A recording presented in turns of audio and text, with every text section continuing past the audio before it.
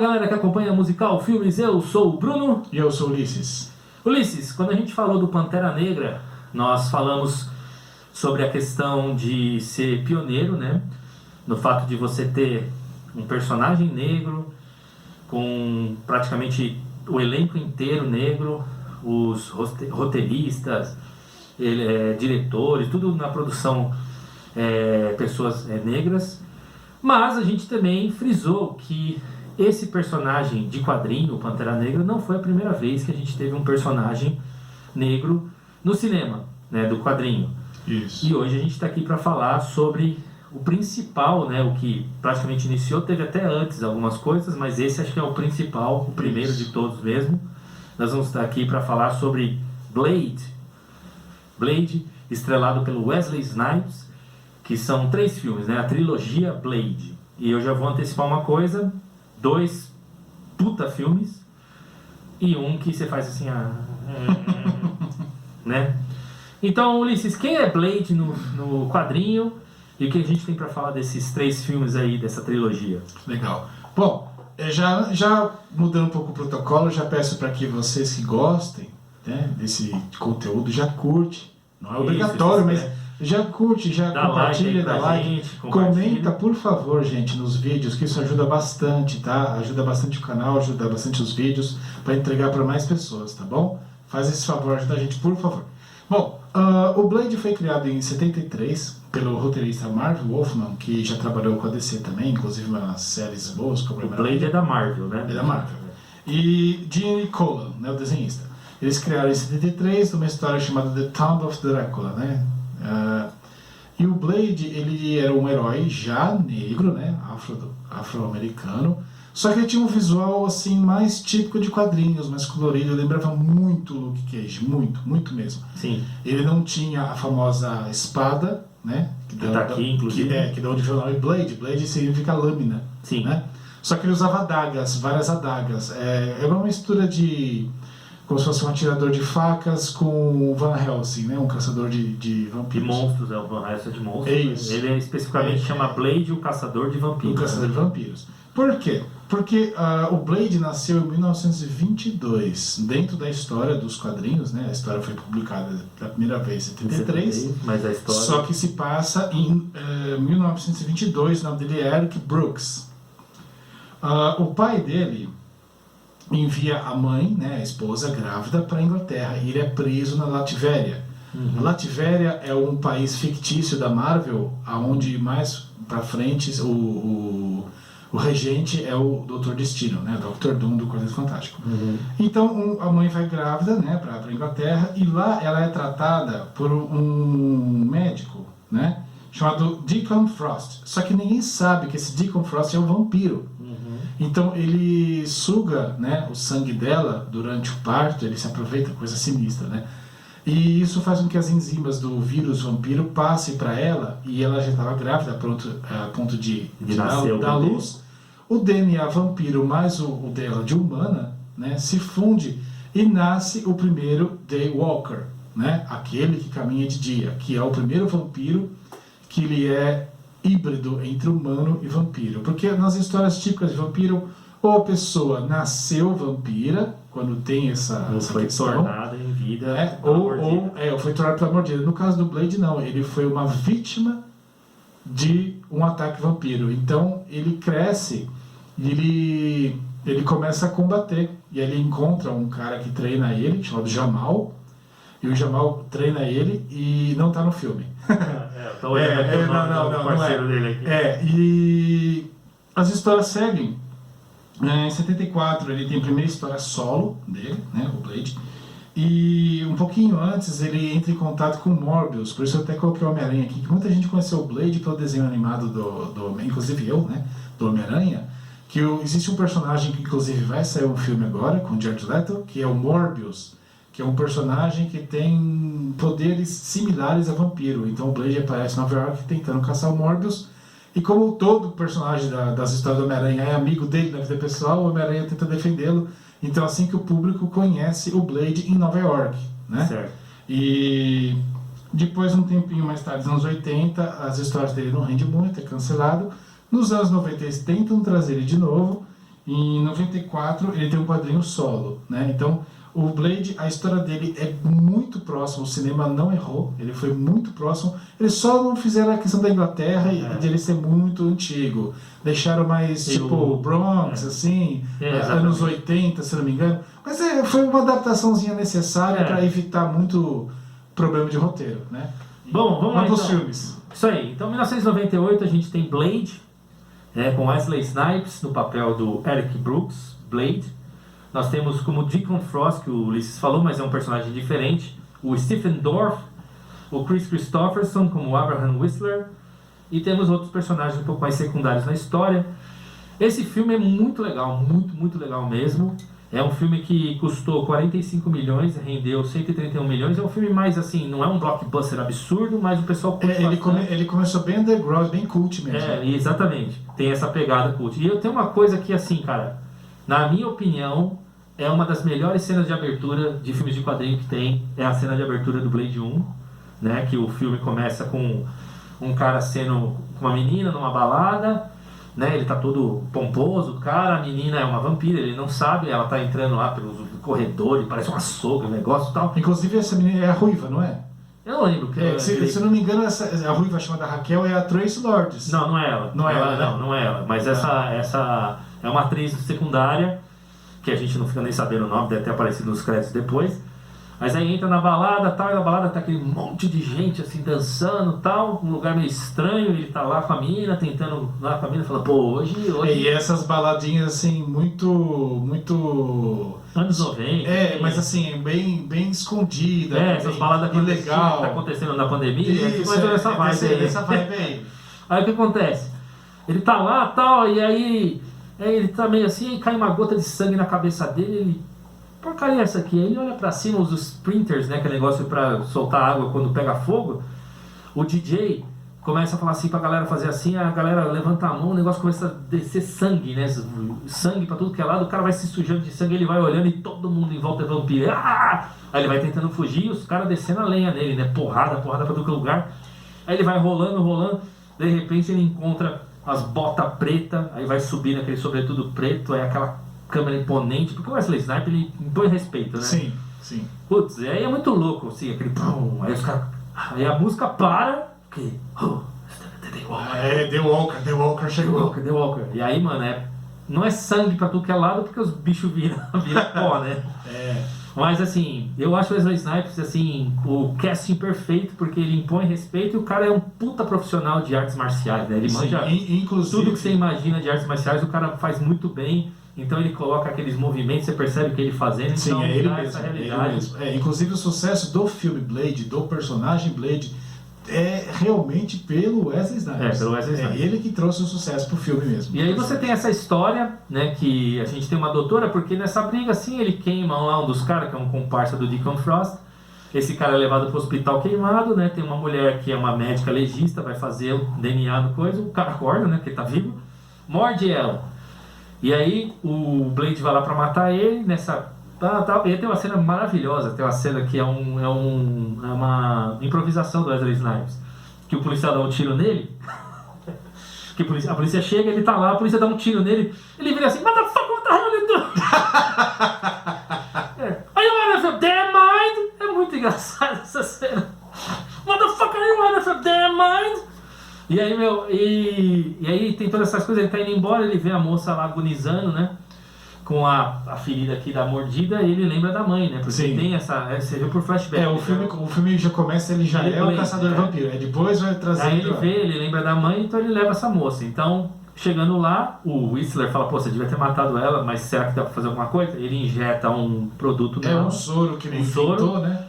E fala assim, ó, se ela transformar, a gente vai matar ela de manhã. E deixa e acaba conseguindo impedir que ela se transforme. Então ela, como é uma moça que trabalha com coisa de sangue, né, tem toda essa especialização, ela vai tentando criar a cura. E nesse meio termo ela cria uma arma pra ele, que é um negócio que faz o sangue do vampiro vai borbulhando e explode. E o Blade, que é uma coisa que ele tem, né, o fato dele ter, ele é chamado de Daywalker, ele tem todas as forças dos vampiros, super força, agilidade, instinto, tudo isso aí, poder de se regenerar. E ele não tem as as fraquezas, né? O alho, né? Que eles falam que é fraqueza, e a luz do sol. Ele pode andar de dia, por isso que é chamado de Daywalker. Inclusive prata, né? Porque A prata, é. a prata é exclusiva do lobisomem, mas para algumas histórias eles fazem que também machuca o vampiro. E a única coisa que ele tem de vulnerabilidade também, que é dos vampiros, é a sede, né? Ele precisa do sangue. E aí ele toma um soro para não ser um vampiro, né? Que inclusive é o Whistler, né? Que é o Chris Christopherson, né? Que é o ajudante dele. Que já é um velho caçador de vampiros. Isso, que ele encontrou o Blade. Ele encontrou o Blade pequeno. Ele teve a chance de matá-lo, mas ele viu que o garoto não era um vampiro tradicional e ele resolveu treinar. E aí que ele se torna o caçador de vampiros. Porque é uma vingança pelo que fizeram com a mãe dele. E aí você tem isso aí, a moça preparando as coisas, tentando preparar por ela, cria um soro mais poderoso para ele, né? Que aí depois, porque a gente vê ele usando esse soro no primeiro filme, no segundo e no terceiro você não vê tanto. Mas ele tem esse dilema nesse primeiro filme que o Whistler, né, fala para ele que o soro já não tá mais funcionando, a sede já tá tomando, inclusive o vilão, né? Deacon Frost. Que o vilão assim, mostra a alta cúpula dos vampiros, que eles dominam os governos. E a história dele é que, assim, eles vivem em uma certa harmonia com os humanos. Os chefes de Estado sabem da existência dos vampiros. Só que o Deacon Frost quer dominar, porque fala assim, a gente está no topo da cadeia alimentar, a gente tem que dominar tudo. Então ele quer trazer uma entidade... um tal de Deus Sangue, né? Que existe nos quadrinhos. E aí precisa de todos esses caras e o sangue do Daywalker, né? Para poder fazer. Então tem cenas muito bacanas, tem aquele bicho que parece um Jabba da Hutt lá, que ela queima, né, tal, e ela vai entrando, ela vira o nosso avatar, né, ela vai guiando a gente pelo mundo do universo dos vampiros. Isso, porque... Aí você vê que tem a tatuagem dos caras que são... essa tatuagem é uma coisa muito bacana, que eu achei bem legal, que eles criaram assim... Existem tribos, facções, né? Exatamente. A cultura vampira não é simplesmente morder, eles criaram todo um mito, inclusive até a balada, né? Eles têm uma sociedade alternativa. Um mundo atrás do mundo, né? Existem humanos que trabalham para eles, são os escravos, que têm as marcações, ou seja, nem outro vampiro pode atacar, ver a marcação. E eles são propriedade de uma família. De uma família, ou então de uma empresa de vampiros, etc. E o Blade, ele foi perito em rastrear esses símbolos e eles tiveram que adulterar, né? No segundo filme mostra bem isso. Que eles adulteram essa questão do símbolo para poder achar. E aí é o seguinte, né? Essa é uma opinião minha. Esse filme, é o que eu falei, é muito bom, recomendo que assista, é bem da hora. Só tem uma coisa que sabe, pra não tirar um 10, que é uma opinião minha, não sei se você compartilha da opinião. Eu não curto muito o ator que faz o Deacon Frost, porque eu acho que em termos de imposição... Sim. É aquela coisa, você olha pro Wesley Snipes e olha pra ele, você fala assim, cara, esse ia tomar um pau do Wesley Snipes, você não ia ver nem da onde veio. Então, eu tive essa mesma impressão, só que depois de assistir, eu acho que depois de adulto mesmo... Porque, não é que eu entendi o porquê o cast desse cara. Porque quando você assiste o filme, assim, ele tem uma aparência de garoto. Garoto. Um garoto franzino que... Rebeldinho, assim, meio... Só que conforme você vai assistindo, você vê que ele é um vampiro antigo.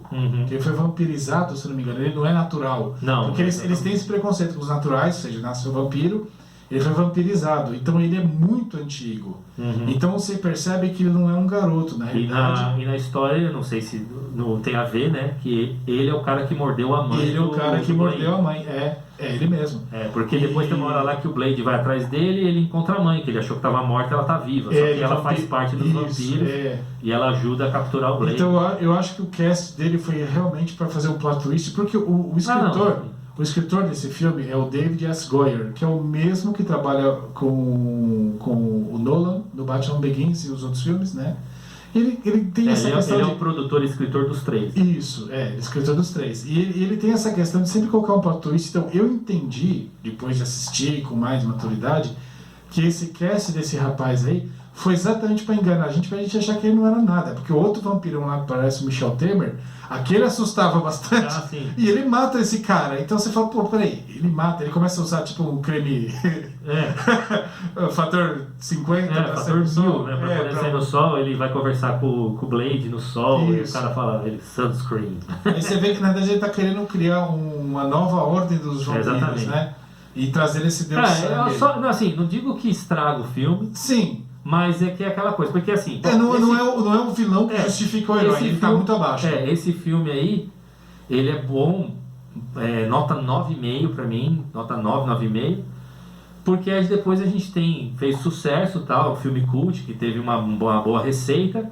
Nós tivemos em 2002, que aí é aquela questão, né? O filme de 98, ele é dirigido pelo Stephen Norrington. Isso. Em 2002, vemos o Blade 2 com Wesley Snipes, com Chris Christopherson. Temos alguns personagens também, daqui a pouco eu vou falar de um especificamente. E nós colocamos na direção Guillermo del Toro. Puta do diretor. Guillermo del Toro, ele fez nome com esse filme, né?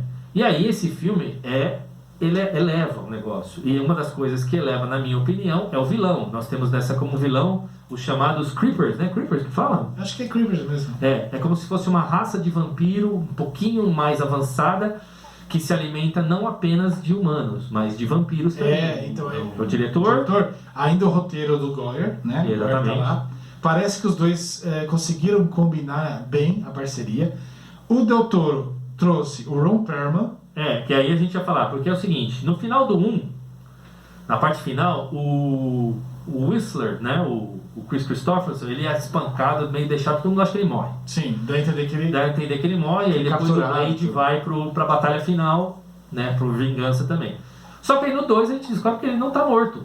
O começo do 2 é ele indo atrás desses caras sequestraram o Whistler e mantiveram ele como se fosse um prisioneiro para bel prazer, para tortura, tudo, e ele vai atrás do Whistler, né? E aí você tem essa história que nós descobrimos o Wesley Snipes, o Blade, tem um novo parceiro, né? Que é o Scud, que é o Norman Reedus, que é do Walking Dead, né? É o Daryl, Daryl do Walking Dead. E ele é o cara que faz as armas, tal, esse cara tal, não sei o quê. E aí você descobre, aparece uns caras invadem o esconderijo deles. Uns ninja, né? Uns ninja e tal. E aí é uma moça que é a líder, é uma equipe que ela é formada pelo pai, né, de uma família, que é a família de Damaskinos, né, que é a família de vampiros bem antiga. E eles criaram essa equipe como se fosse The Suicide Squad dele, né, o esquadrão suicida dele, para caçar o Blade. Sim. Só que agora eles precisam da ajuda do Blade para caçar o chamado Jared Nomak, que é esse Creeper principal que está transformando outros vampiros. Que é a cena inicial dele já assusta pra caramba. Ele é bem mais assustador. O Guillermo del Toro é o cara do Labirinto do Fauno, daquele personagem assim, né? Isso. Tal. Então esse filme assustou. Ele trouxe uma coisa. Ele gosta desses. Os vampiros, ele abre o rosto, parece um predador, tem uns negócios aqui. E ele ataca o próprio vampiro. Você fica pensando, pô, vampiro, agora que era o topo da cadeia, tem mais um. E esse mais um, ele é muito mais forte. E ele não tem consciência. Tem consciência, então, é meio tirando zumbi. o principal, não tem consciência. É meio zumbi. Então eles falam, Blade, é o seguinte, você precisa me ajudar, porque depois que esse cara acabar com os vampiros, ele vai atrás dos humanos também. Se eu não me engano, esse aí é o Luke Goss, não é? Luke Goss, ele mesmo. Ele que inclusive só faz vilão. Só faz vilão. E inclusive... E ele impõe mais respeito. Impõe muito mais respeito. Tanto é que você tem mais cena de luta dos dois do que do Blade com o Deacon Frost. E o Del Toro chamou ele depois pra fazer o Príncipe Nuada no Hellboy 2. Sim. Que ele também é um cara... Ele põe respeito esse cara. Esse cara e aí você tem cenas maravilhosas. Tá? Lógico que o CGI tá um pouquinho datado, né? Tem umas cenas de super acrobacias no ar que você percebe que é um cabo, né? Mas assim, na hora veio logo depois da Matrix esse filme. Todo mundo começou pra a época cabos, era né? maravilhoso. Pra época você falava, puta, que louco. Mas justifica, porque assim, a narrativa do Goyer com a direção do Del Toro, eles conseguiram fazer uma obra única. Eu não precisaria nem assistir o primeiro Blade, que esse filme, ele mesmo sendo ainda um cult, ainda meio underground... esse filme teve um orçamento um pouquinho maior. Sim. E arrecadou um pouco mais. Sim. Não foi assim um blockbuster também, mas acho que o Blade não é feito pra isso. Não. O Blade nunca teve essa pegada, mesmo porque nessa época os personagens de heróis, de quadrinhos no cinema ainda estavam enterrados, né? Em 2002 tinha saído o Homem-Aranha. Isso. Tava começando esse blockbuster do Homem-Aranha, mas o personagem do Blade, até por ser, acho que rated R, né, pra maior, porque tem sangue, tem palavreado assim, Então não é pra esse público. Não, Era um ele foi pouquinho feito mais pra ser um restrito. filme de ação, É. só que underground, ou seja, Exatamente. fora do E comercial. aí que você hollywoodiano. falou, dentre os caras do Suicide Squad, do cara pra caçar o Blade, pra caçar o Nomad, nós temos o grande Ron Perlman, o Hellboy. Que ele, a interação com o Blade é muito legal, né? Muito Porque boa. primeiro que ele é maior do que o Wesley Snipes, né? Então fica aquela coisa, mas o Wesley Snipes pode quebrar a cara dele porque como lutador, né? Então tem as lutas dos dois, né? E eu achei legal que, assim, eles criaram... Tem até conotação racista no começo, que ele fala assim, eles começam a dar risada e ele olha assim, eu queria perguntar pra você, como que ele fala? Ele fala, você... Do you blush? É blush que ele fala? acho que é. Você fica avermelhado, que dá uma conotação racista, né? Fala, o cara é negro, né? Não fica com a pele avermelhada. Você fala, caramba, os caras colocaram isso aí até pra dar uma... O cara não gosta dele porque ele é o caçador de vampiros, porque o cara é negro. Sim. Cara... Eles tentaram menosprezar ele ao máximo, porque o Blade, ele enfia a bomba aqui, né? Ele coloca a bomba, enfia a bomba na cabeça, na careca do Ron Perlman. Porque assim, esse Suicide Squad, né, ele foi feito pra caçar o Blade. Então eles treinaram a vida inteira. Inclusive tem até o Donnie Yen, que é o ator que faz o Whip Man, né? Sim, exatamente. No grupo. E ele se Star Wars depois. ele se vê obrigado a trabalhar com o cara que é mestiço entre humano e vampiro. E negro.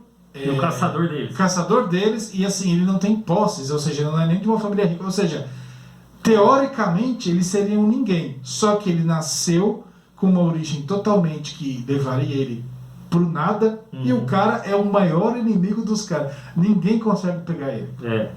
E aí você tem cenas maravilhosas, assim, E é legal porque o Blade ele aceita, porque ele sabe que os caras vão ludibriá-lo, né, traí-lo, só que ele quer entrar naquele mundo. Então você tem a cena de avalado, porque é a primeira vez que ele descobre, ele encontra um dos reis. O Damasco, que é o pai, né, o Elis das Masquinas. Meu, que esse cara aí, ele tá, não é nem um pé na cova, ele tá os dois pés na cova. Não, ele é praticamente o Nosferatu. É o Nosferatu mesmo, e é bem feio. Sr. Burns, assim. Sr. Burns, vampiresco, azul, sei lá. Nossa, é muito legal. E ele percebe que existe uma cadeia maior do que ele imaginava, de vampiros, que ele jamais encontraria. E aí que a gente fala que os caras mudaram os hábitos por causa do Blade.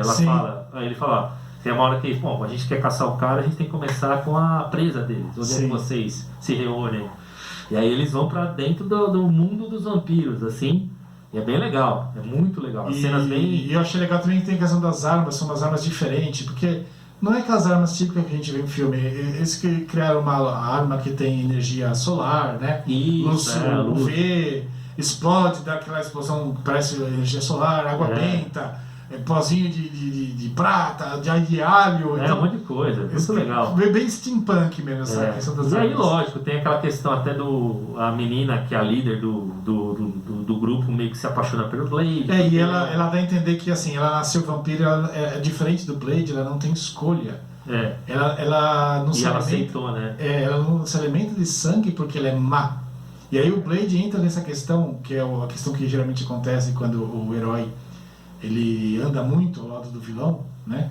Que ele começa a entender que, por exemplo, no caso dos vampiros, nem todos são maus. Sim. Eles não tiveram opção, eles nasceram daquele jeito, né? E então, muito bom. E a moça até, acho que tem um visual bacana, que ela tem uma coroa, uma tiara, aqui atrás você percebe que é uma princesa mesmo, né? E aí você tem, lógico, o Guilherme Del Toro que gosta dessas coisas, assim, a cena da autópsia de um Creeper, que eles descobrem que tem o coração deles em volta é osso, então por isso que a espada não mata. E aí... E eles andam nas paredes, que é uns monstros, uns zumbis, uns vampiros. E aí você tem o plot twist, né, que tem do Stephen Dorff, nesse é que o Nomak, na realidade, ele é um experimento da família da Masquina. Isso, né? Então ele é filho, como se fosse um filho, do cara do mal. Como se fosse o Frankenstein do Drácula. Uma coisa exatamente. Assim. E aí ele vai atrás desse cara pra matar e a menina meio que se comove com essa história e meio que deixa ele vir, velho. E assim, o que você fez aí. E esse vampiro zumbi aí, ele tá caçando os outros vampiros por vingança, porque... Ele fala, eu odeio vampiro. Ele é igual o Blade, só que a diferença é que ele cede a sede. Ele vai atacar. E outra coisa é que o que ele ataca não morre. Eles viram outros creepers, todos outros. Então vai criando um exército zumbi de vampiros zumbis, né? Não tem jeito. Tem duas coisas assim que tem no primeiro filme e tem nesse filme, que eu acho que as cenas que são as mais da hora do filme, ou umas das mais, é que tem hora que o herói tá todo ferrado, né? No primeiro eles capturam por conta da mãe, ele perde o controle, eles capturam, eles colocam ele numa máquina, e a máquina serra os pulsos dele, ele vai perdendo sangue, e aí a moça tira ele, e ele tá, eu preciso do soro, né? E ela fala, não tem soro. Então ela tira assim as cicatrizes da mordida do primeiro vampiro e fala assim, me morde aqui. Aí ele, não. Aí, não, você me morde, eu sei que você vai parar, pode morder. E aí ele morde, é uma cena até com uma conotação sexual, né? Que ele vai mordendo e vai puxando. Essas coisas de vampiro sempre tem um pouco, né? De conotação. E ela vai gemendo assim, né, tal, e ele vai... E depois quando ele termina, ele urra, que nem se fosse o orgasmo, né? Ele... Matou a fome. Aí ele cai assim babando sangue. E aí ele já vira com a explosão muscular dele, já mata a mãe dele, já... Puta, é muito louco. Inclusive tem uma questão, eu não lembro qual dos filmes, que é bem parecido com o Bruce Lee, que o Bruce Lee, ele criou, né, com a equipe, uma nova câmera para poder pegar os movimentos, que ele era muito rápido, né? Sim. E o Wesley Snipes também. Teve cenas que os diretores falavam, cara, luta mais devagar. Ele é muito rápido. E aí nessa cena do segundo filme é a mesma coisa. Os caras prendem ele para pegar o sangue, para poder criar o Frankenstein perfeito, né? E aí ele tá todo ferrado, aí quem salva ele é o Whistler, né? E aí ele tem uma piscina de sangue, né? Que aí a cena é muito louca, que ele tá caminhando assim na piscina, e ele cai, né? Todo mundo, ele acha que morreu, o Ron Perlman dá um tiro nele, ele cai. Aí o Ron Perlman vira assim, tá com o óculos dele, né? O Ron Perlman. Aí ele vira assim, aí daqui a pouco ele sai da água assim, né? Todo molhado de sangue, assim, já com as feridas todas cicatrizadas. Aí ele vem e da hora que ele faz aquele, ele faz assim, ele faz estralando tudo e... É muito louco, eu sou muito fã do Wesley Snipes, então, pra mim, esses dois filmes são nota 10. Esses filmes do Blade, inclusive até o terceiro que a gente vai mencionar agora, que só vale pelo Wesley Snipes, né? É o auge do ator. Né? Ele tava no auge. Blade, ele tava no auge. O Blade, físico, tudo. Tudo. Era o auge do Wesley Snipes. Depois do Blade Trinity, né, que começou a dar uma caidinha. Bom, e aí a gente chega no infame Blade Trinity, de 2004. Que todos esses filmes foram escritos pelo David S. Goyer, só que esse filme foi dirigido por ele.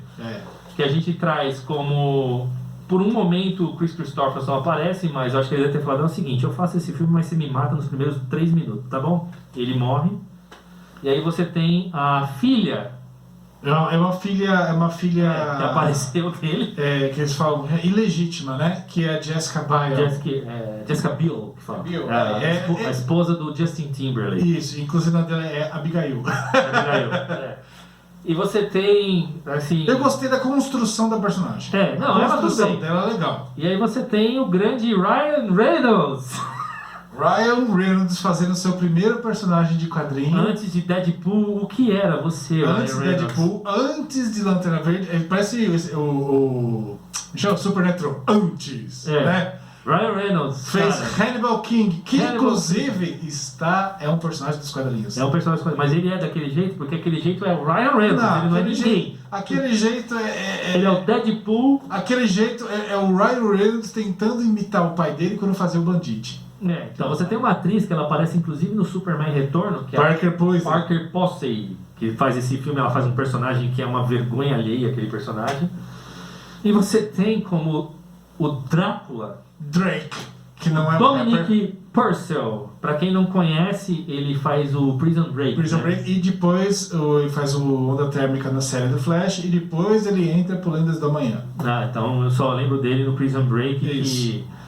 Mas esse filme esse aí, quando você me falou desse filme, você falou que escolheram um cara pra fazer. Eu assisti, esse sim é pior do que o Deacon Frost. Sim. Esse cast quase total. Ele não parece nem um pouquinho com o Drácula clássico, porque ele é o Drácula.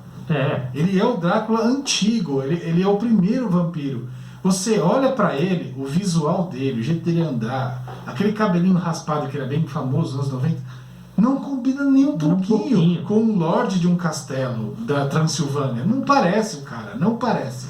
E aí esse filme tem muita história complicada da produção. A principal é que o Wesley Snipes teve umas tretas feias com o diretor, apesar de ter sido produtor dos outros filmes e escritor. E ele simplesmente se negava a sair do trailer dele para gravar cenas onde não aparecia o rosto dele.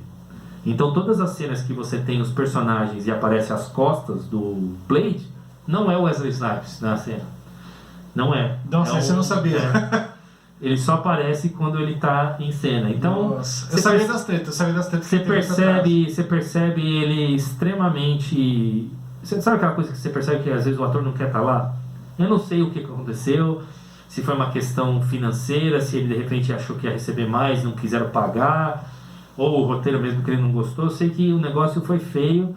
Ele não gostou, eu sei que ele não gostou, que é uma questão até de ego aí, até não é um lado positivo para Wesley Snipes, de tanta atenção que deram para Jessica Biel e para o Ryan Reynolds no filme, né? Porque o nome Blade Trinity, ele tem duplo sentido. Trinity, que é trindade, né? Porque são 3 personagens, então não é mais o Blade, são 3 personagens juntos. É como se fosse um X-Men, uma Liga da Justiça, ou Vingadores, era para ser distribuído entre os 3. Né? Eu acho que eles não queriam. Os 3 caçadores de vampiro. E o terceiro filme, né? Então, eu acho que talvez isso deve ter dado uma... eu acho que ele não entendeu que agora é um filme de grupo, né? Não é um filme de um protagonista, é um filme de grupo. E assim, a personagem da Jessica, ela tem um arco e flecha, que tem uma corda, digamos assim, que tem uma energia solar, ela mata os caras, ela põe um fone de ouvido, fica ouvindo um som pesadão, soltando flash, matando, lutando pra caramba. Uma boa construção, um personagem legal. O Ryan Reynolds, ele é um caçador... Comedy Relief? Ele é o Comedy Relief? Alívio cômico. Ele é um caçador que foi vampirizado e depois com aquele soro, né, do Whistler, que o Whistler ele já tinha treinado outras equipes, então dá a entender que esse grupo já estava programado, inclusive tinha uma garota cega que comandava, né? Eles eram um derivado dos demais caçadores de vampiros ao redor do mundo, então, ou seja, o Blade não é o único. Também faz parte dessa turma. Tem, eu esqueci o nome desse cara, mas eu até achei estranho. Pat Osmond. Não é o nome dele. A trama desse filme é o seguinte: o Blade está atrás de um vampiro, só que aí ele mata o cara e descobre que o cara é humano. Ele estava usando prótese CGF, foi para incriminar o Blade pra justiça. Porque toda vez que ele mata vira pó. E dessa vez era um homem normal que se sacrificou em nome da... É um dos escravos, né? Que se sacrificou em nome da causa vampiro. Então o FBI está atrás dele, prende o Blade. Né? Exatamente. E aí a Abigail e o Hannibal salvam ele. E aí ele conta quantos caras ele matou. Umas cenas assim, tanto legais e tal. Mas você percebe um Wesley Snipes totalmente desmotivado. As cenas de luta são muito... E o Ryan Reynolds tá com uma interpretaçõeuma bem... é bem caricato. Ele faz as piadas, mas o olhar dele fica estático. Ele fica fazendo piada... Não é igual o que ele faz agora. Ele fica fazendo umas piadinhas, olhando assim, estático. Então tem umas cenas muito de vergonha, assim, que ele faz umas piadas e o Wesley Snipes dá uma olhada pra ele assim, tipo... Aí você percebe que talvez seja o próprio ator falando: o que você tá fazendo, meu? Ele até critica o jeito do personagem, que tem até adesivinho com palavrão aqui. Ele critica o jeito, tipo assim, você não leva isso a sério. Então tem muitas coisas, assim, que esse filme perdeu um pouco a mão. O Drácula é o pior dos vilões desses 3 filmes do Blade. A luta final dele... Que também ele anda de dia, esse Drácula, eles chamam o cara de Drake. O Drake. O Drake também é um Daywalker. Ele é um rapper. Ele também é um Daywalker. E aí a luta final dos dois é totalmente... muito... Não tem impacto, não é palpável, não é então, uma coisa que você fala que dependeu da luta, né? Foi só tipo pra terminar o filme. Então você tem muitas coisas assim que atrapalharam. Inclusive no final do filme tem uma cena que o Wesley Snipes está morto, né? E ele acorda, e essa cena foi colocada de CGI, porque o Wesley Snipes não quis acordar. Ele falou: não vou abrir o olho, não vou fazer 4, não vou fazer 4. E os caras quiseram que o cara pôs digitalmente porque ele não quis abrir o olho. Foi muita manha. Esse foi... do marmanjo. Então aquela coisa, o filme foi, por ter 3 personagens principais, tal, todas essas coisas assim, foi um orçamento um pouco maior, já que os 2 filmes tinham feito sucesso. Esse filme fez até um relativo sucesso, só que foi bem aquém dos 2 primeiros. E se eu não me engano, no Brasil ele não foi pro cinema, ele foi direto a vídeo, né? Bom, eu não lembro, sinceramente, se foi pro cinema. Eu lembro que eu assisti a primeira vez e já achei realmente uma queda muito grande de qualidade. E é isso aí, né? A gente teve até uma série depois do Blade, Teve uma né? série que tentou Teve uma segurar, temporada. mas o ator ele estava muito abaixo do Wesley Snipes, não segurou. Então aí a gente acabou sem ter mais opções de ver o Blade ou na TV ou no cinema. A gente terminou com esse Blade Trinity, que chegou até ter sucesso, né? Foi, na realidade, assim, ele teve mais orçamento e teve menos receita, né? O que não bate a conta, então aquela coisa assim, vamos parar por aqui mesmo e deixar rolar. Foi em 2004, depois a gente teve outros filmes assim, e aí depois em 2008 a Marvel engrenou no seu universo, né? Eles anunciaram agora, foi... o Kevin Feige, né, que é o diretor principal da Marvel Studios, ele anunciou a série nova. Isso, com o Blade, inclusive dizem é um ator também famoso, né? Isso, ele já ganhou o Oscar, eu não consigo pronunciar o nome dele, é um nome difícil de pronunciar. Vou pôr a foto dele. Então não vou nem falar errado. Bom, mas vale a pena aí assistir, principalmente o 1 e o 2, que são dois filmaços. O 3, assim, se você quiser completar a trilogia. Só porque sim, né? Só porque falar, já que eu assisti dois, vou assistir esse mais um aí, tá bom? Pra ver como é que é. Mas o que vale mesmo é o Blade 1 e o Blade 2, dois filmaços assim que valem muito a pena. Bom, Ulisses, o que você acha então de, no próximo episódio, a gente aproveitar o Ron Perlman, e a gente seguir pro Hellboy? Cara, é magnífico. Eu sou fãzaço do Hellboy. A gente vai falar sobre Hellboy, curiosamente também é um filme que tem 3 tentativas, né? 2 bacanas e uma... mas não é um caso de uma trilogia, caso, mas não é o mesmo a ator. gente debate na próxima. A gente debate na próxima, tá bom? Então, a gente falou sobre Blade, a trilogia Blade, espero que vocês tenham gostado. Como o Ulisses falou no início do vídeo, se você curtiu, dá um like aí pra gente, compartilha o vídeo com os amigos, fala pro pessoal se inscrever aí na Musical, no site do canal da Musical ABC, para ficar atento às novidades, ativar a notificação. E a gente se vê então, falar sobre Hellboy no próximo episódio da Musical Filmes. Valeu, Ulisses! Valeu, galera!